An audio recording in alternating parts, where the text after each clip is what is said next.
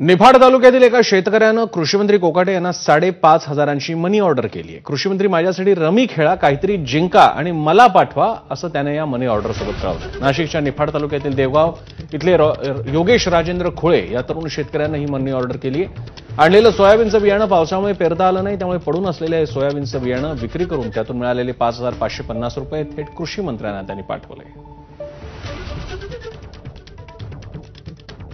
मी जे माझं सोयाबीन पेरण्यासाठी जे बियाणं घेतलं होतं माझ्या क्षेत्रामध्ये, ते सोयाबीनचे बियाणासाठी जे पैसे लागले मला, मी ते बियाणं दुसऱ्या वैयक्तिक लोकांना विकून आणि त्यातनं मला आलेले जे काही 5,550 रुपये आहे ते मी माननीय कोकाटे साहेब यांना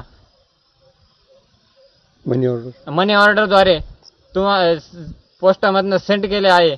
आणि मला एकच अपेक्षा आपल्या राज्याचे कृषी मंत्री यांच्याकडून आहे की त्यांनी याचं मी पाठवलेल्या पैशांचा एक रमीचा डाव खेळावा व त्यामधून मला पैसे मिळवून द्यावे, कारण माझ्याकडे आज कुठल्याही प्रकारचं उत्पन्नाचं साधन